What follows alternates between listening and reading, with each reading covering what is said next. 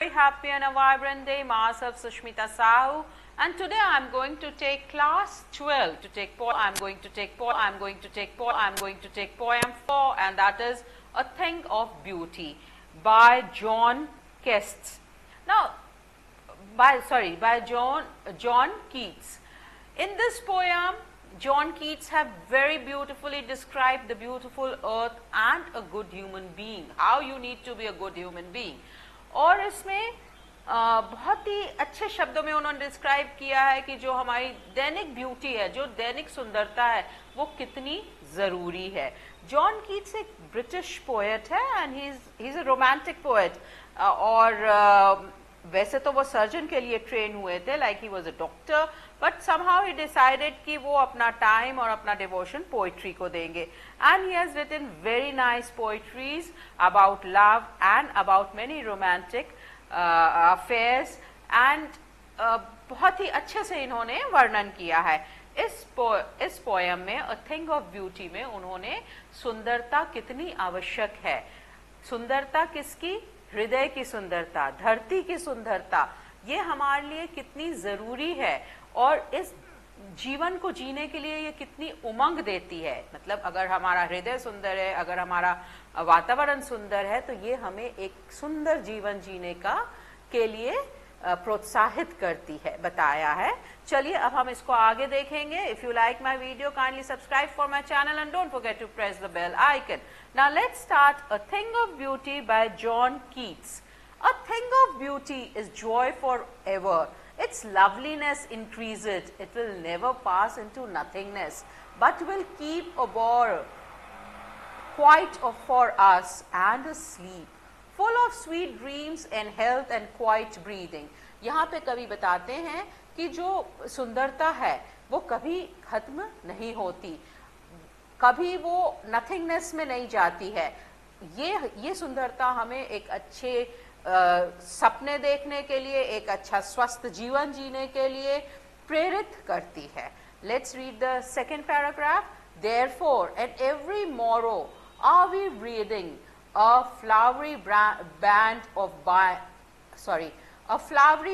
to bind us to the earth, spite of despondence, of the inhuman dearth, of noble natures, of the gloomy days, of all the unhealthy and over-darkened ways made for our searching, yet, in spite of all, some shape of beauty moves away the pall from our dark spirits. यहाँ पे उन्होंने बहुत अच्छा वर्णन किया है कि हमें कल देखने के लिए या हमारे कल के लिए जो हमें प्रेरित करता है वो इस धरती की सुंदरता है, जो हमें हेल्दी रहने के लिए प्रेरित करता है वो इस धरती की सुंदरता है। चलिए अब हम नेक्स्ट पैरा पे देखते हैं उन्होंने कैसे इस धरती की सुंदरता की चीजों को डिस्क्राइब किया है। Such as sun the moon, trees old and young, sprouting a shady boon for simple sheep and such are daffodils with the green world they live in and clear rills that for themselves a cooling covert make against the hot season the mid forest break. यहाँ पे कवि बताते हैं बहुत सुंदर चीज़ों को जो हमारी पृथ्वी पे हैं। मून, पुरानी ट्रीज, यंग ट्रीज जो हमारे स्प्राउट होके आ रहे हैं, उनके बारे में वर्णन करते हुए वो कहते हैं कि जिस तरह ट्रीज बिगर कुछ अपने स्वार्थ के लिए सब लोगों को शेड देती है, छाया प्रदान करती है, और सब उसकी छाया में कितनी शांति और सुख पाते हैं, उसी तरह हमारा जीवन होना चाहिए जो कि बाकी सबको सुख और शांति दे सके। Next paragraph. Rich with a sprinkling of fair musk rose bloom, and such too is the grandeur of the dooms we are imagined for the mighty dead, all lovely tales that we have heard or read, an endless fountain of immortal drink pouring on to us for the heavens brink. यहाँ पे कवि धरती की अन्य सुंदर चीजों के बारे में हमें बता रहे हैं, और जैसे कि गुलाब के फूल की खुशबू और इस दुनिया में जो भी अन्य ब्यूटीफुल चीजें हैं उनके बारे हमने देखा कि कवि इसमें धरती पे अन्य जो सुंदर चीजें हैं उनके बारे में वर्णन करते हैं, जैसे कि गुलाब इस धरती पर मौजूद है और उसकी सुगंध हमें अपनी ओर आकर्षित करती है। इसके पश्चात कवि कहते हैं कि वो शक्तिशाली योद्धा जिन्होंने मानवता की रक्षा के लिए अपनी जान दे दी, वो भी उनका बलिदान एक बहुत खूबसूरत चीज़ है इस धरती के लिए, साथ ही हमें ये प्रेरणा देने के लिए कि हमें हमारा जीवन कैसे जीना है।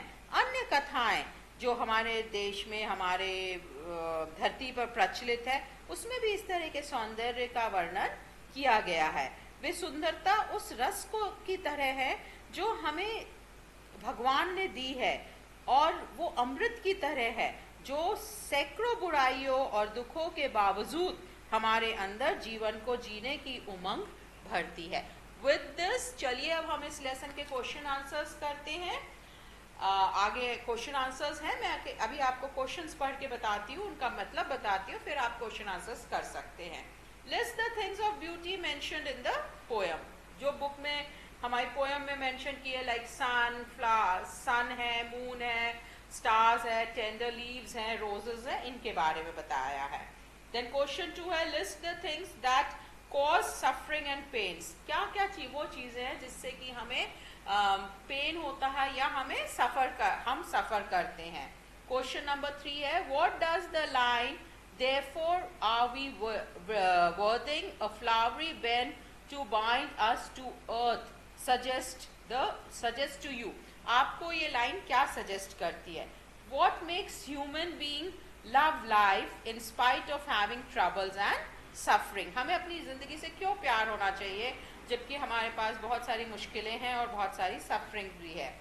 Why is grandeur associated with the mighty death। Grandeur को हमने डेथ के साथ क्यों एसोसिएट किया है।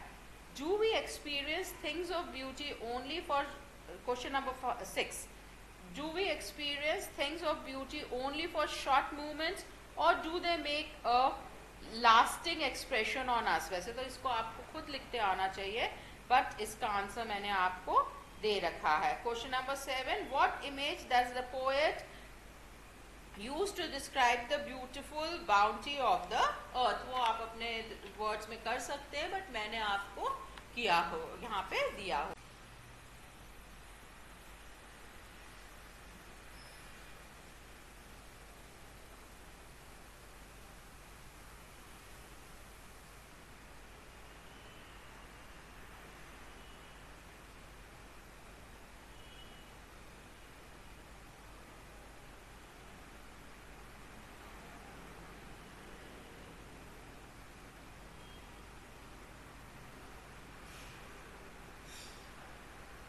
So much, I hope so आप बहुत उमंग के साथ ये जिंदगी जिएंगे और आगे अच्छा अच्छा करते जाएंगे और एक बहुत सुंदर जीवन एक सुंदरता के साथ जिएंगे। With this, thank you so much, my self Sushmita, hope so you liked it. If you have any problem, put it in the comment box. Thank you, bye.